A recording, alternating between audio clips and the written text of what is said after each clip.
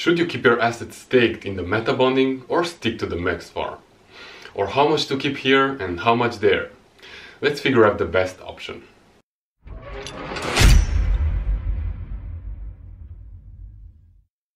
In the new Metabonding program, the participant projects allocate 10% of their total token supply to EGLD and LKMEX stakers over the course of 2 years.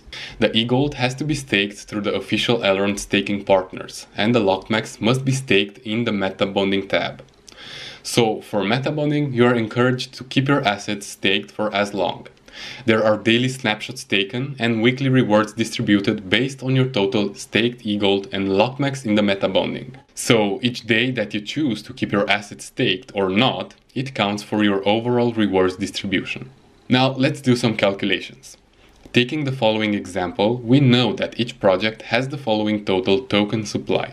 From this total, 10% is allocated to the EGLD and LKMEX stakers, half splitted. So taking each project's token, for IROVEC and Effort, we have similar token supply.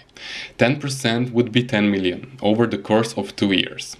That's 416k a month. So per every 1 million LKMEX and EGLD, you would come up with roughly these values in red. And something like this for Zoidpay and Isengard.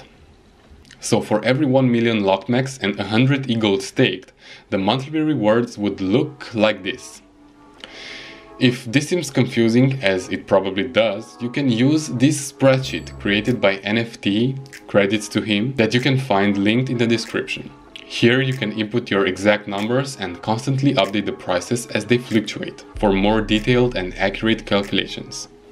Now on the other side, let's take the LKMEX rewards from the single MEX Farm. To calculate your rewards, it's pretty simple. We have the annual percentage return here in the MEX Farm tab. Let's take the same 1 million LKMEX as an example. With a 98 APR, you would make around 81k LKMEX per month. And in dollars, taking the current LKMEX price, that would be roughly $15 just from LKMEX rewards. But if you wish to sell it directly without waiting 1 year to unlock, you can do that on the LKMEX exchange website, and you would end up with around half of it. So almost $8, to which you will also add the rewards from your total staked EGLD. But keep in mind that as far as EGLD is concerned, if you stake it through a trusted Elrond provider, you will earn both the passive EGLD from that, from simply staking, and beside you are also eligible for Metabonding rewards as well. So it's just a free bonus. But for LKMEX, it's either one way or the other.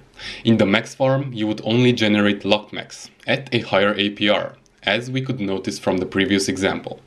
And on the other hand, in the Metabonding Staking, you will no longer generate LKMEX rewards, but instead tokens from each participant project. So here is my example.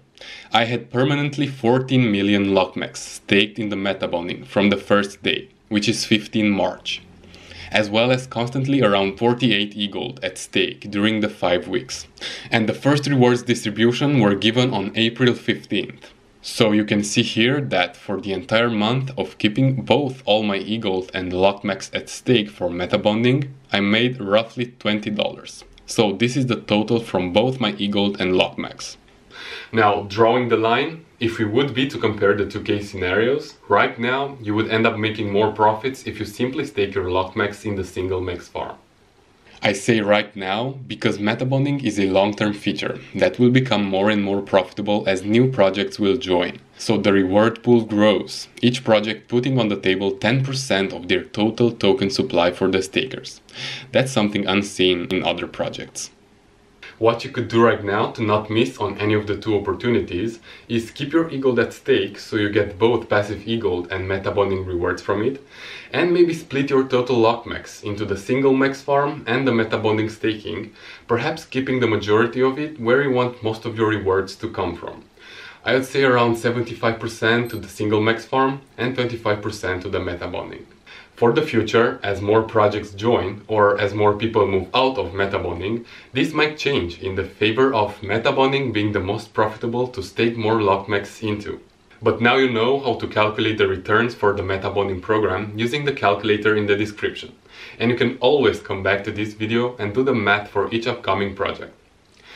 Thanks for watching, give this video a thumbs up and subscribe for more. I will see you in the next one.